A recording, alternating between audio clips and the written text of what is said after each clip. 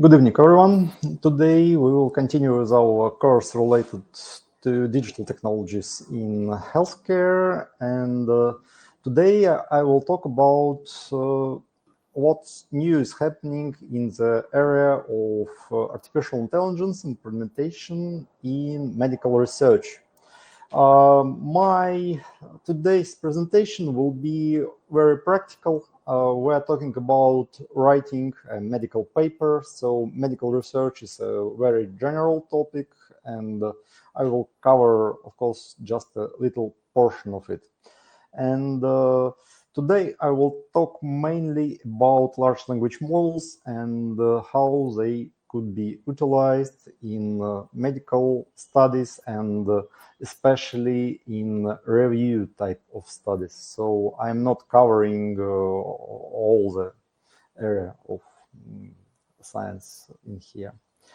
Just a few words about me. I'm from Sechenov University. I'm leading digital department. Now I'm a professor in Department of Information Technologies, and I have experience in both areas as well, in medicines, in healthcare practice, in pharmaceuticals, and in digital part of our environment. I was leading teams, so we were developing different tools for process automation, for data management, for quality management, pharmacovigilance, and so on and so on.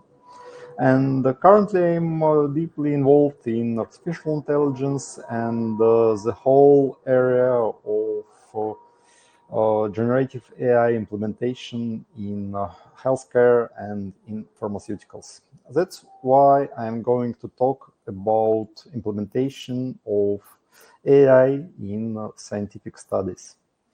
What is the goal for this speech and this lecture? And I'm trying to provide you additional tools which could help you to save a lot of time when you need to prepare some type of scientific paper, and especially when this paper should be review.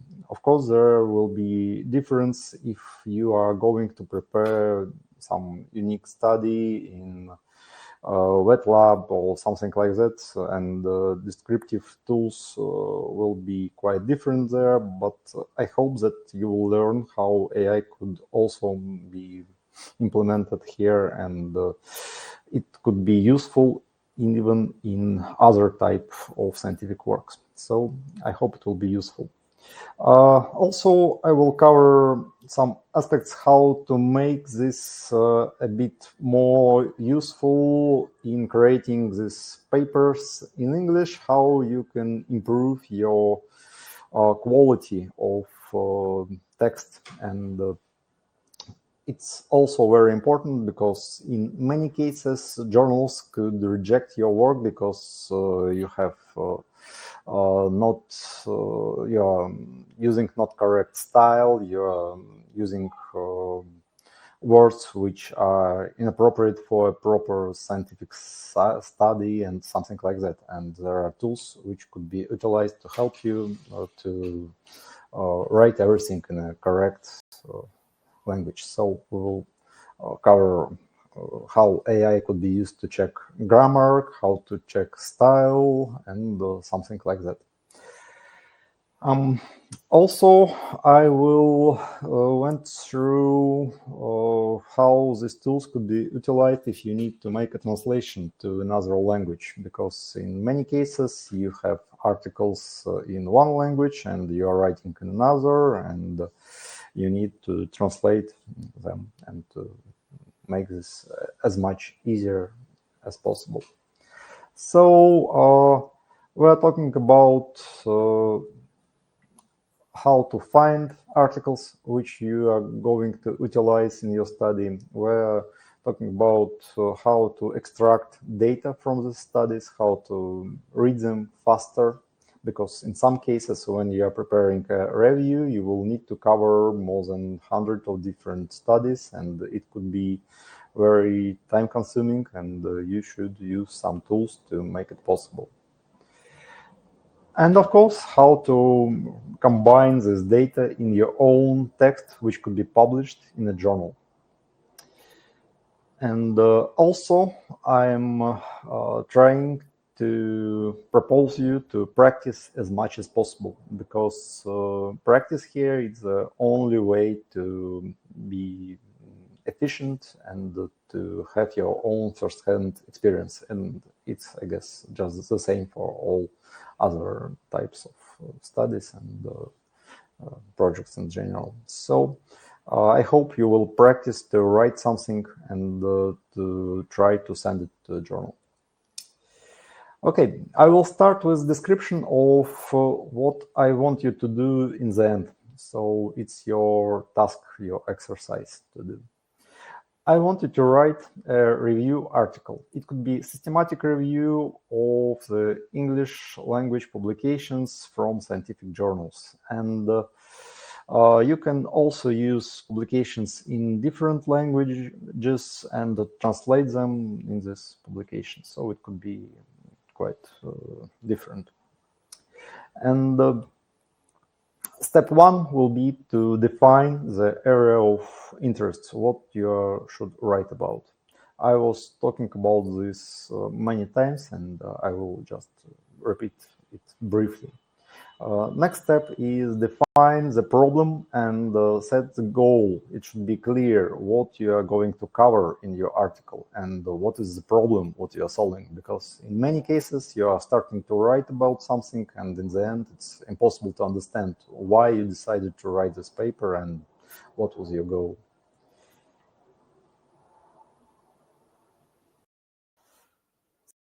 Will be to name your paper, because title should be in accordance with the problem and goal. Next step is analysis of the publications which you are going to cover. I propose to use scientific search databases like PubMed, Google Scholar, and so on. Next step is preparation of a list of these publications. So you gather everything and you decide what you are going to use in your paper. Next step, overview of this paper, preparation of this overview, and after that, you need to analyze the results of this overview and propose some solutions for the problem that you named in the beginning. And to do so, it's a good idea to use specific methods.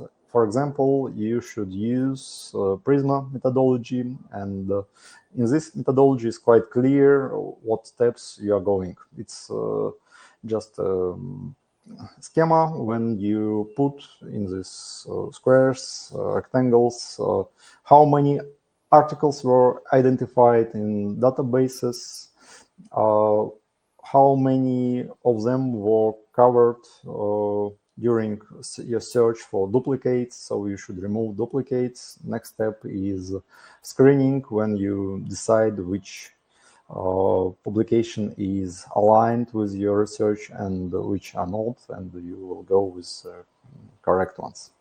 Next step will be full text analysis of the publications which you selected on the previous stage. On each stage, you have inclusion and exclusion criteria, so you are able to provide exact steps and exact description why you decided to include this article or exclude. And after that, you need to provide quantitative synthesis, so you should name quantify how many articles you will use in your paper. And actually, it's all in this methodology. It's quite simple. Also, I propose you to use automation tools. For example, Mendeley could be used to quickly add to your library some paper which you have found in the internet. It could be done with a plugin for browsers, and after that you will be able to insert the citation in your text quite easily, and it's just a couple of clicks. Next step will be summarization of your results, providing summary in the beginning of the article, providing keywords, authors, and so on and so on. So it's a technical step. It could be totally automated. And we're going to talk how to use different tools to automate this process. First of all, I need to say that we're not talking about utilizing something like ChatGPT to cover all the steps in one exercise. So you shouldn't ask this system to write me an article on a certain topic. It's not our goal. We are going to make it in a correct way. So we are going to go a bit deeper here. So, of course, we will use different tools. Many of them are based on AI right now. Even translation tools are utilizing neural networks and artificial intelligence in general. So, there are tools for translation are quite simple, and I guess all of you already know them, so I will not spend a lot of time on them. I guess you should try DeepL tool because it's quite interesting. It's a bit different from Google Translate, and in some cases it could be more efficient. You should try it. Next useful tool for this task is text summarization, because when you are you have gathered your articles, which you need to analyze and provide a generalized text based on them, you need to summarize what these articles were about. And these summarization tools could be very useful. You could just provide them URL of this article, and it will create a short version of this article which could be used in your publication. There are a lot of summarization tools. You can just browse for them in something like AI summarization tool or something like that. There are several extensions. I am showing them on these slides, but of course you are not limited to them. And you can utilize bigger large language models to make the same task. So you can just ask ChatGPT to make a summarization of a certain article. And after that, you are able to provide text of this article to this large language model, and it will summarize it in a short paragraph of text. So if we are going through the whole algorithm, how this publication could be created with AI tools on a high level, it will be step number one, search for publications. There are different ways how you can do this, and in many cases, you are able to use AI in here also. I will say a few words about it. Next step will be translation if it's needed, because some of the publications could be not in English, and you will need to translate them to have them in the similar language. Next step is summarization, when you provide these articles to large language model and ask to summarize this text or extract main facts or extract main ideas or extract main most important data. It could be your prompts for the language models here. After that, you can use this summarized text in your own publication, but in many cases, you will need to combine data from different parts of different summarized articles. So you should make a combination of the summarizations, and after that, you should try to use other tools to make this text to be written in a similar manner, so it be some type of generalization of all ideas in these summarized articles. Also, it's very important to save the sources where you got this data, and Each article which you have found in scientific literature databases, you shouldn't just take the text, but you also need to save the source if you will decide that you should use this article in your publication. And as I told you before, it could be automated with, for example, Mendeley or EndNote. And of course, you should provide links for this article because it's a way how review articles are being created. You're getting some information, you're summarizing this information, and you're providing a link for the source of this information. And after these steps, you will have some kind of text which you can improve with grammar, style, structure, and so on and so on. There are several tools to be used for grammar check. I will name all of them because they're all of them are quite specific. They have different preferences, different tasks are better in one or another. Myself, I'm using Quillbot, for example. It's quite useful to. It's providing feedback and description why a certain word was used incorrect or something like that. So it's not only text improving tool, but it's also educational tool. In general, they look all of them look quite alike, and they provide highlighted parts of text with recommendations what could be improved and why, and they propose these changes, and you can check if everything is correct and just say that you are okay with these changes and approve them. And I'm totally recommend to use these tools because they make your text much more readable, because in many cases your publication could be rejected just because your English wasn't perfect. So there's something like that. Right now we have large language models which could be used to improve wording of your article. And the other way to go is to provide your text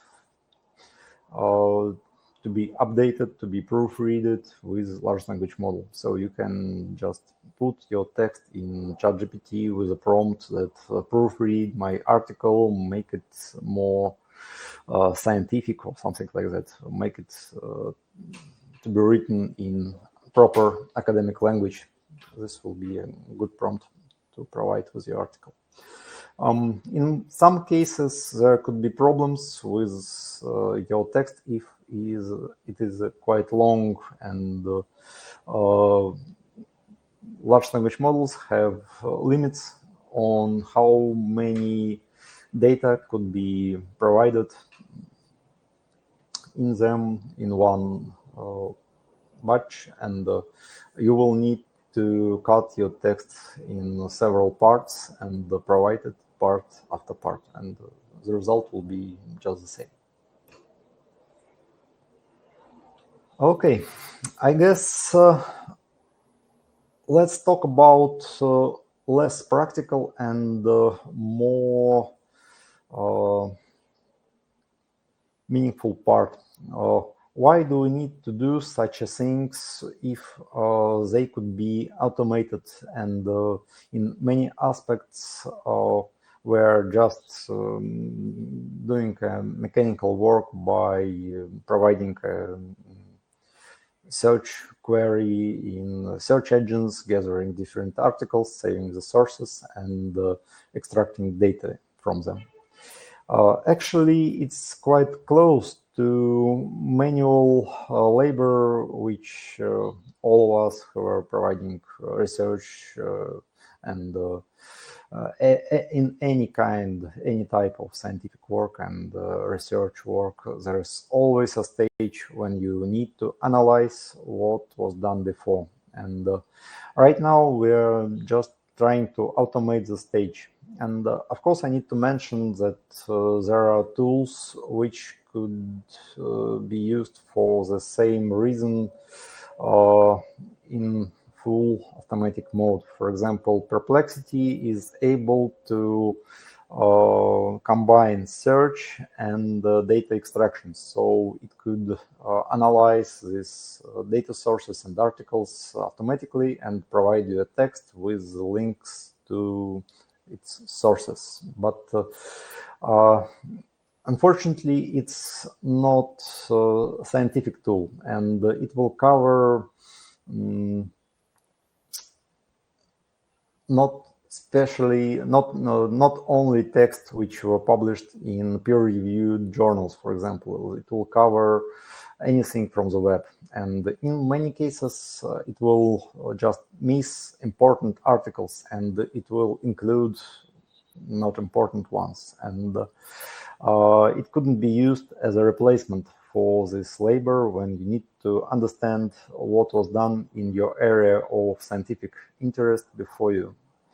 And when you are going through these articles, you are able to read, if not in full text, but at least in summarized way, all the novel information from these articles. So you will be able to get the current data, what's going on in your field of interest, and when you are combining it in review, it's just a way to improve your knowledge of your area of interest. So it doesn't matter what you're doing. Is it a PhD study, or is it some master's thesis, or I don't know, you are going to create a startup? You will always need to understand the background about your medical problem, about technologies, and the proper way to do it is to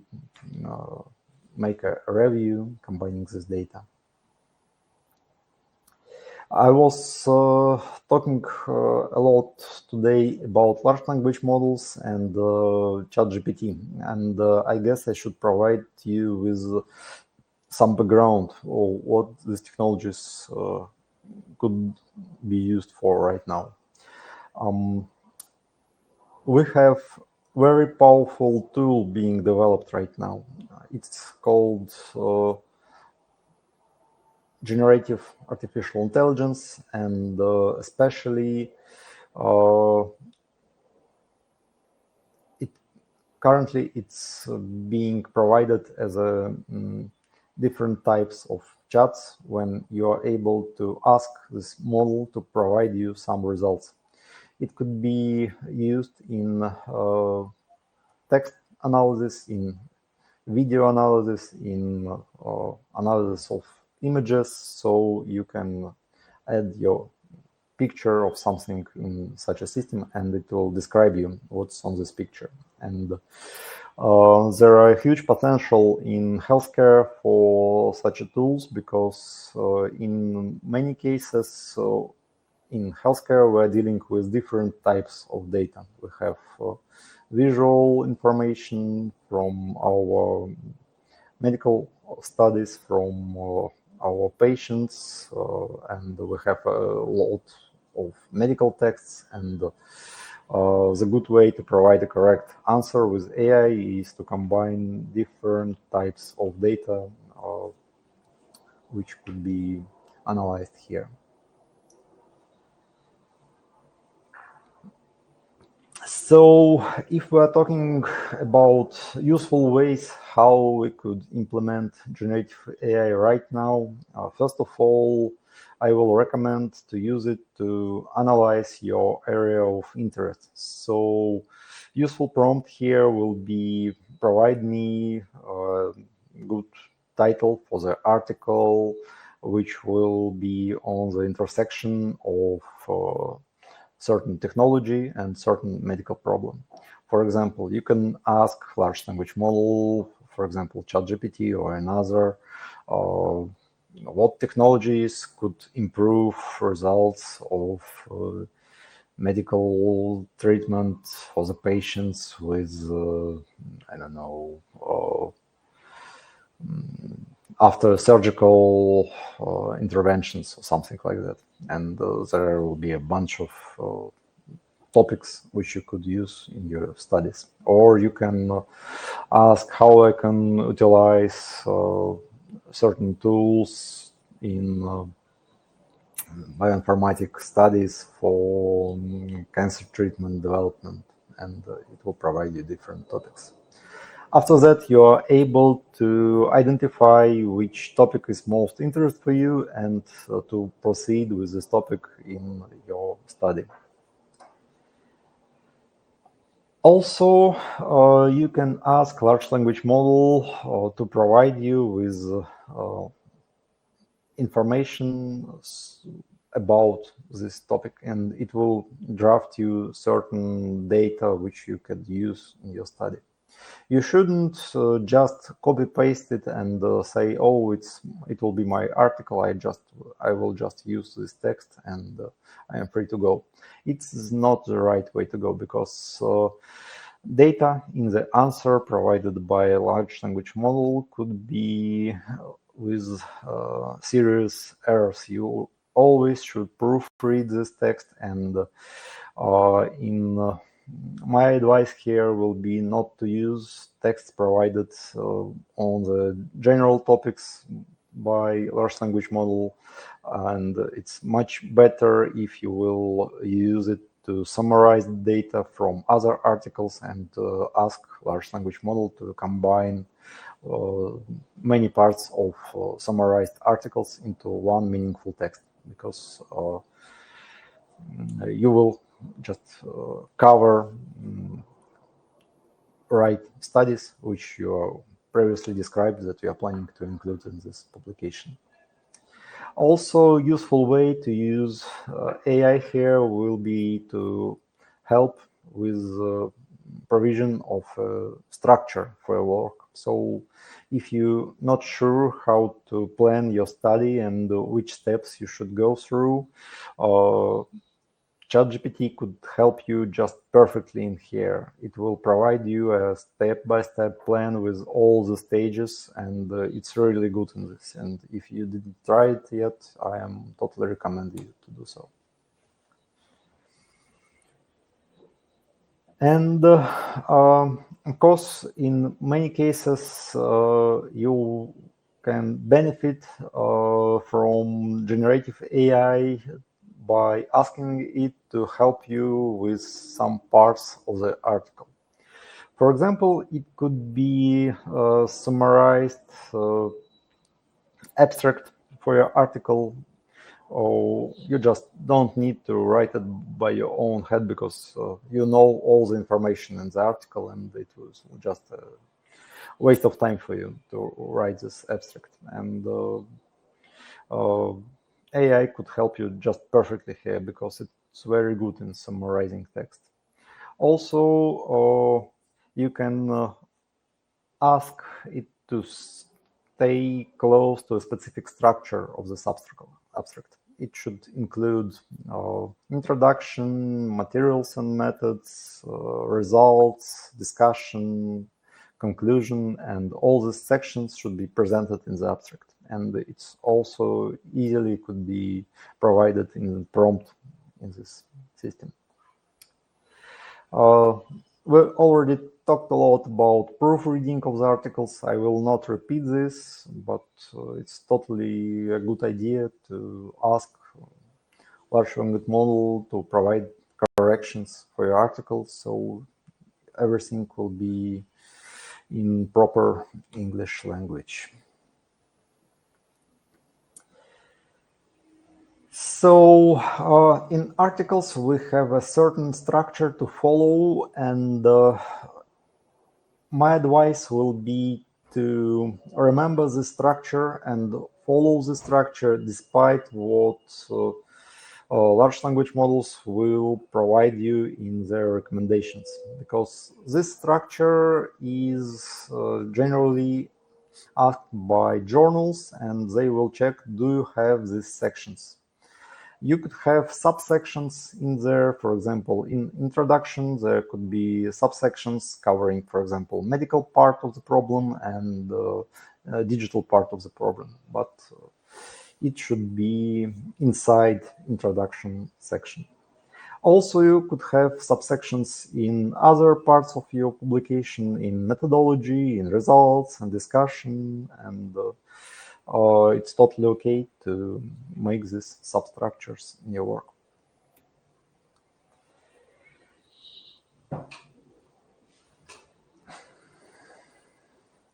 I already told you that you can use ChatGPT or similar models to provide you ideas, and it could be named as topics for your publications, or it could be, these ideas also could be provided in request to provide you with a plan. So in my case, I often see interesting parts for the paper which I didn't thought about while I was planning it by myself, and when I compare while I'm comparing plans provided on my own with the plan provided by large language model. In many cases, I use ideas provided by GPT to include in my paper structure, because I could just miss some parts of texts or some cases of implementation or something like that.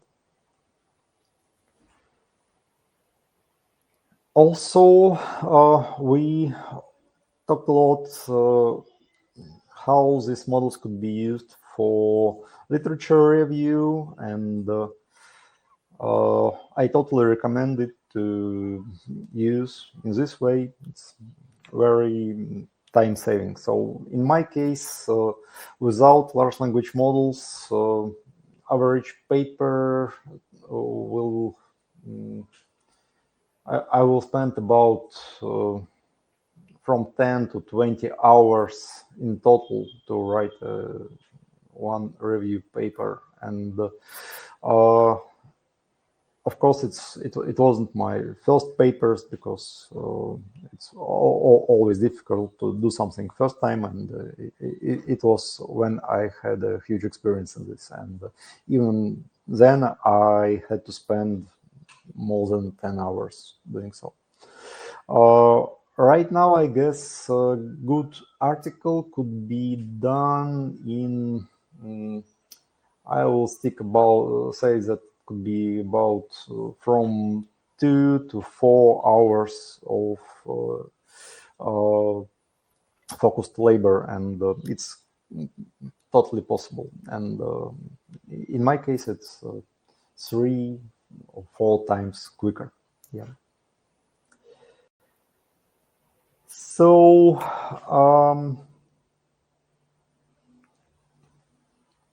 yeah, we can also use generative AI to help with proper methodologies of your study, because in many cases it's not clear for authors how to provide methodology section for review article, and ChatGPT is almost perfect here. You can use it.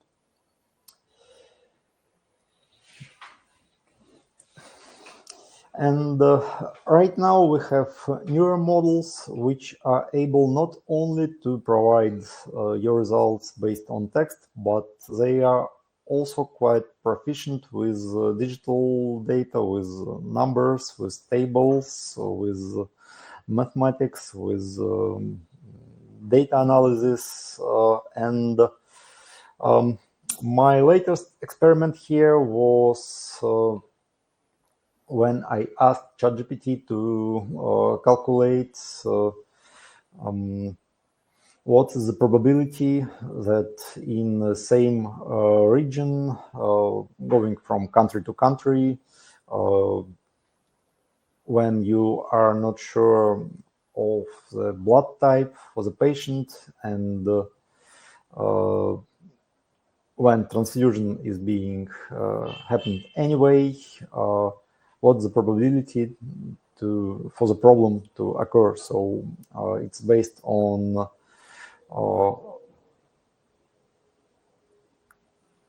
how many people are in each blood type group in each country, and it's quite impressive that ChatGPT without additional augmentation could correctly calculate these probabilities based on this raw data as a source. So if you have some task related to statistics or data analysis, you should also try to ask this model. Maybe it will provide you with the correct answer. Of course, you should double check if the results were correct, because this solution isn't made for such a task right now. It's in general working with texts, and it's able to provide probabilistic answer for a certain question.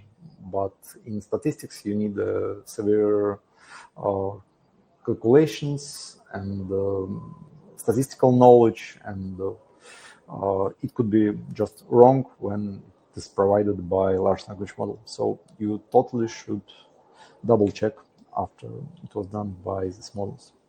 Also, right now, these solutions are able to provide even diagrams and graphs and different types of visualization of your data. So it's also could be used for this type of tasks. There could be quite different.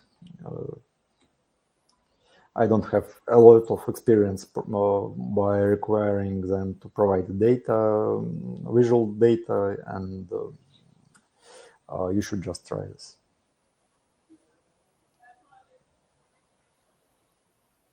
And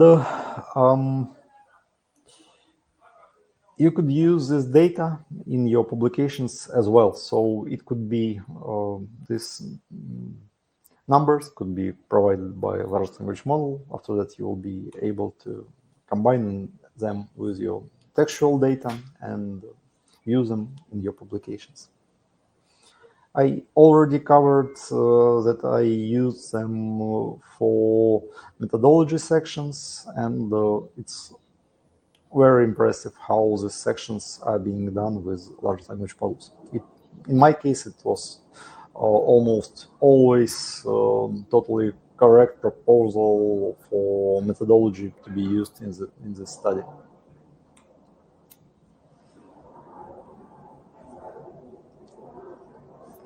There are two main sections in article. It's results and discussion. In many cases, we're combining the sections into one. I will propose to use them separately, and in results section, I recommend you to provide summarized parts of the articles which you have found, and in discussion, I recommend to provide generalized information from these articles, and it could be done with large language model also. You could just insert all the summarized articles and ask it to provide combined generalized meaning and generalized knowledge from these articles, and it will be also perfectly done. And of course, you will need to proofread it because there could be hallucinations and errors. So you should always proofread results done by large language models.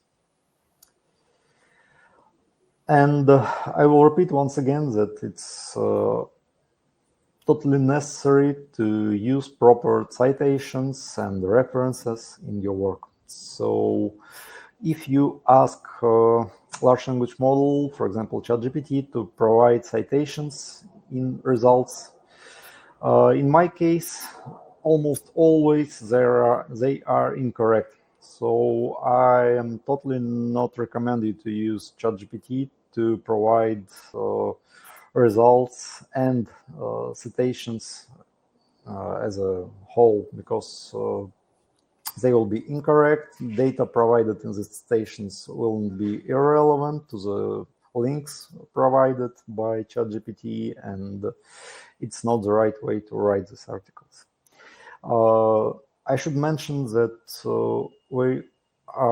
there are tools which could solve this problem, and they are providing correct links to the sources of the information you have found. I already talked about this. It was about Perplexity AI, and it's just one of the examples. There are several more. But I will say this again, that there is a problem with these tools because they are covering general knowledge in the internet and not specifically scientific publications. And it's impossible to apply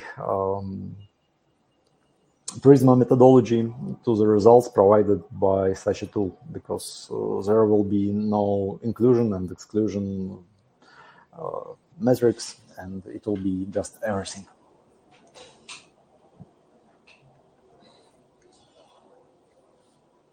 Yeah, I will not repeat that it could be used for proofreading. It's totally true, and it's could be perfectly done with ChatGPT.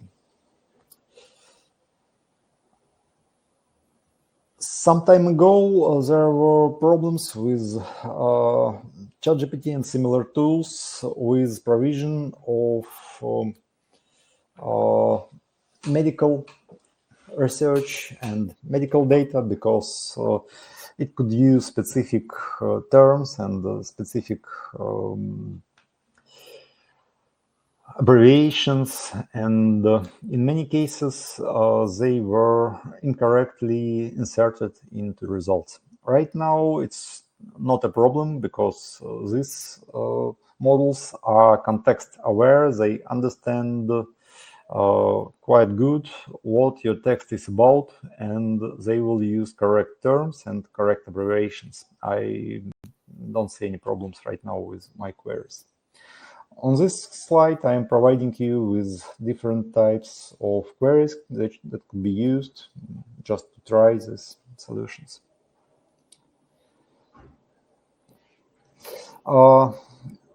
Just a couple of words. What are the problems which we still have in these solutions? We can still have some grammatical and syntaxis mistakes in results. And it could be quite confusing. That I recommended to use these tools for text proofreading and to check for the errors and grammar mistakes. But it's quite strange, because it will provide totally perfect results, and there will be no errors at all, and there still could be, in some cases, just obvious errors which could be easily found by you just with proofreading with your own eyes in this text. So it's very easy to solve these problems. Errors in usage of scientific terminology. I just told you that these models are quite good right now with terminology and abbreviations, but at the same time I'm saying that there could be errors. It's totally true, and you should double check all the terms and all abbreviations. Anyway, it's totally your job to be sure that everything is correct. And I guess I need to mention that different areas of science have more,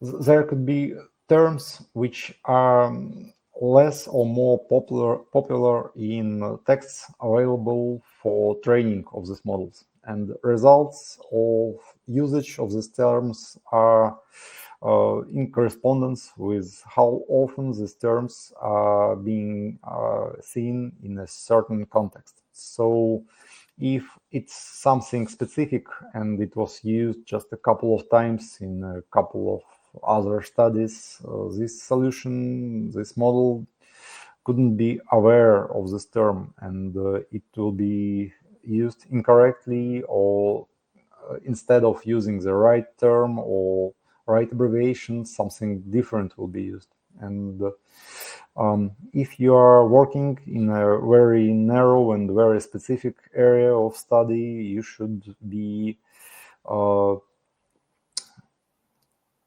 highly aware that such a thing could happen, and it's totally your job to check if everything is correct. In some cases, there could be problems with logic and text structure. I will say that it was a problem several generations of generative AI models ago. And right now, in general, logic and structure in texts provided by large language models are better than in texts provided by humans. And it's a funny thing, but it's true. In many cases, you can identify text provided by large language model because it will be perfectly structured and it will have perfect logic. And in many cases, it could be used to identify that this text was generated.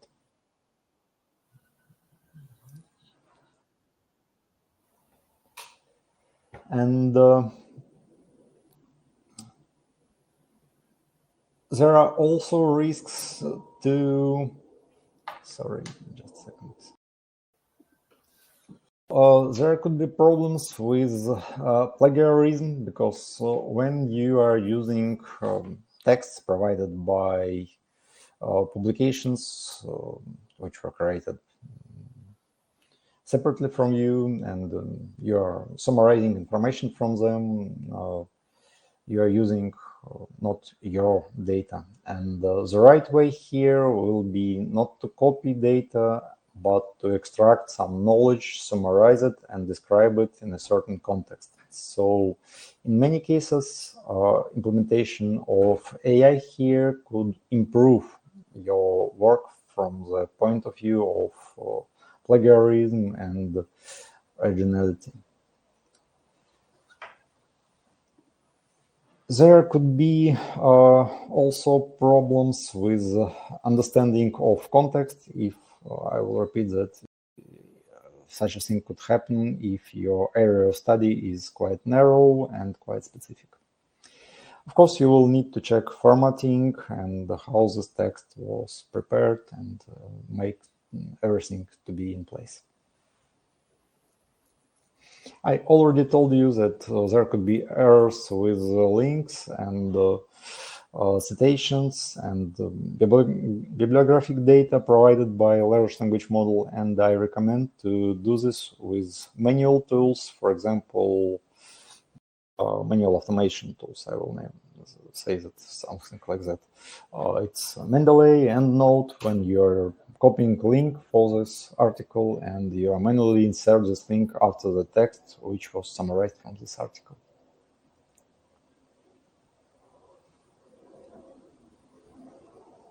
There could be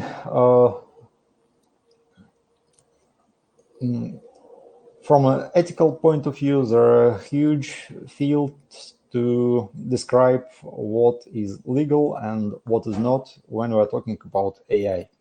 And right now we're in the process of the development of these guardrails and the regulations which will say what is the correct way to use this technology. Because it's true that while we're training these models, they are using data provided by others. And in some cases, this data wasn't proposed for use to train these models. And is it legal and is it ethical to do so? It's a question to be answered in a, I guess, not so distant future.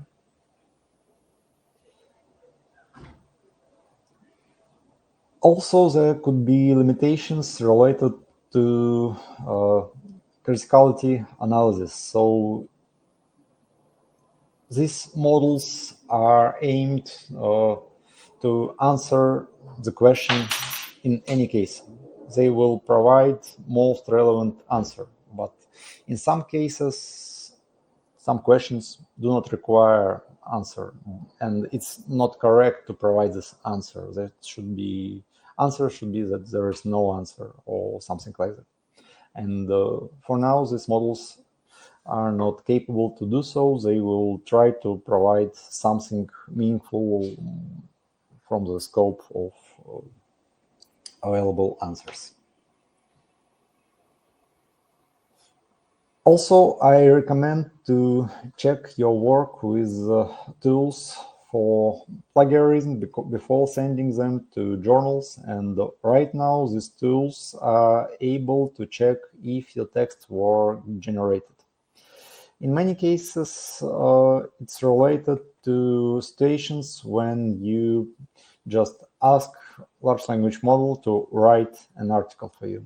This text will be totally generated and it will be detected.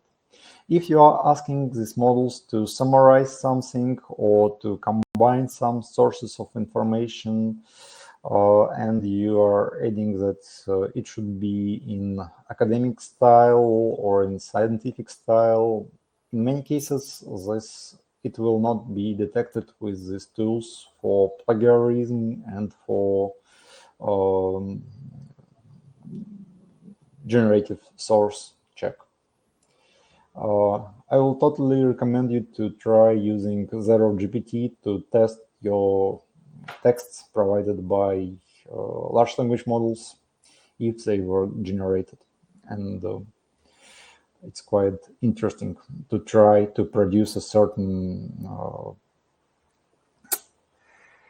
prompt which will help you to avoid this detection of generation. For example, this prompt could be write something in human-like manner or write something in undetectable manner, something like that. It's not related with our topic of scientific research, but it's quite interesting, just a thing to do.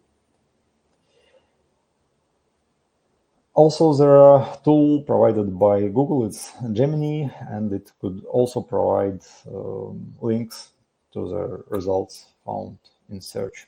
Similar tool is being provided by Microsoft, it's Copilot, and it also could be used to try to find some articles. I am not recommending you to use these tools for scientific review papers because, as I mentioned before, they will cover not the right sources.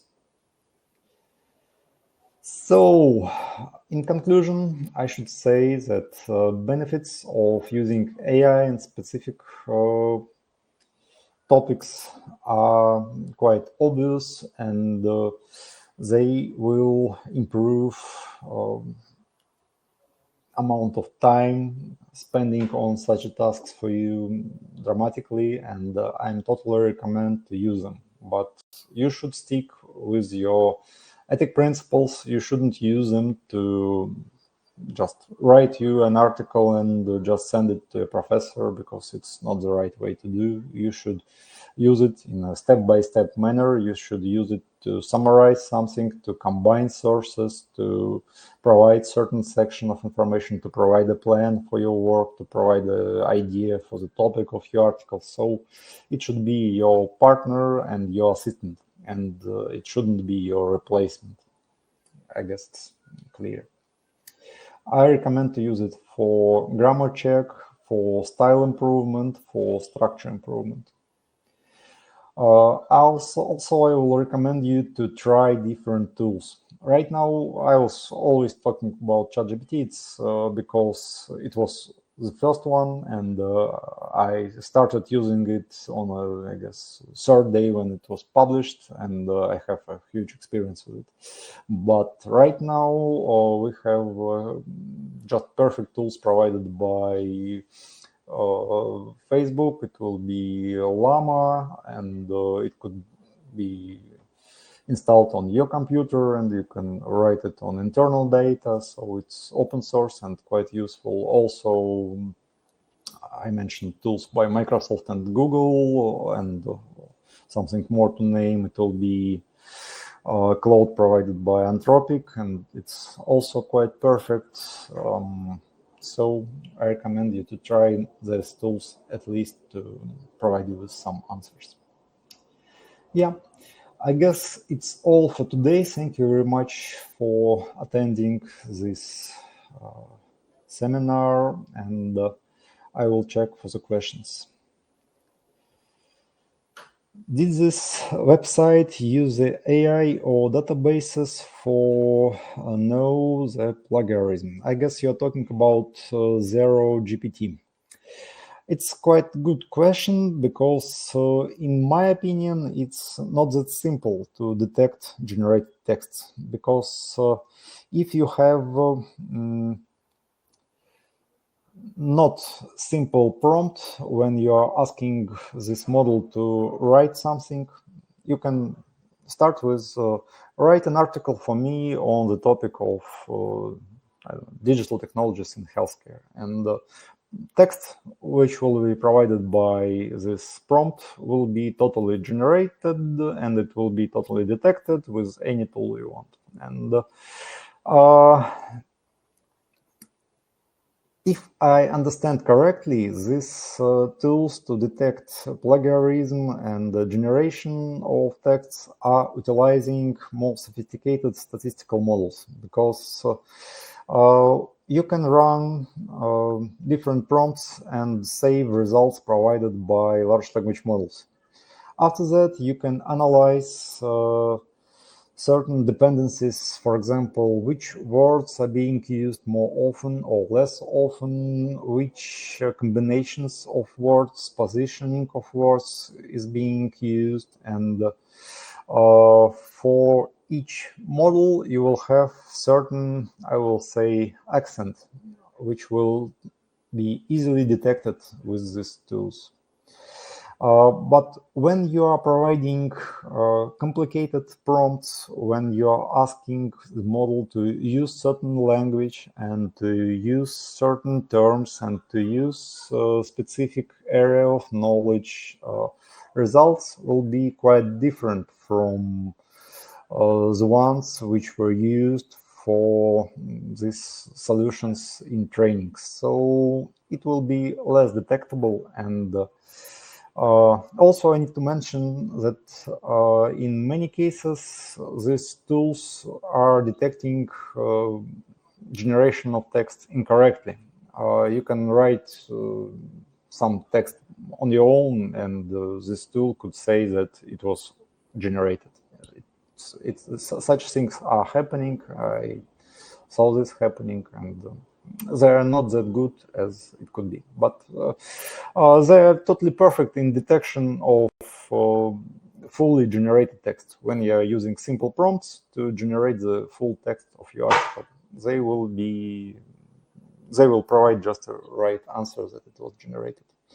In plagiarism, I'm not sure that they're using large language models right now. I think that they are using just a search for parts of these texts. They're taking a sentence or a couple of sentences and making a search on a database if just the same structure was used somewhere. I guess it will be implemented quite soon, when plagiarism will be not the exact copy and paste of a certain text from one source to another, but it will be stealing of ideas, copying ideas, I don't know, something like that, when you are describing the same article in different words. Is it plagiarism or not? I believe that it is, and it could be also detected with large language model, because large language models are able to understand the meaning of text, and it could compare meaning behind these texts and say that these articles are saying just the same, but in different words, and it's totally was copied from one was copied from another. So something like that. Are there any AI tools that can help us find publishers or journals most suitable for our article? Oh, it's a perfect question, and I'm thinking about that we need to develop such a system, but because I didn't saw one, actually, it was one of the projects which we were trying to do with some of our students last year, and I believe that it's a good idea to continue. And actually, this student wrote me just today asking that he is looking for companions to proceed with this project. So if you are interested, please write me and I will provide you with his contacts. He was planning to do a tool which will help to identify journals or most suitable for publication based on context of the publication. I believe it's a bit more difficult because in many cases we're talking not about if this journal is a perfect match for your publication based on its content and topics in journal and topics covered in your article. But in many cases it's related to human relations. If you familiar with editor from a certain journal, it's easy for you to ask him to publish some of your papers and or your student's paper in his journal, and it is not always related to the quality, content, topics, and so on, but it's more related to other type of relations. It's more difficult. I'm not sure that it could be automated, but I hope that we should start with something which we could do, and to provide a database search for a journal which is suitable for a paper. It will be just a good start. Yeah, so it's a good idea.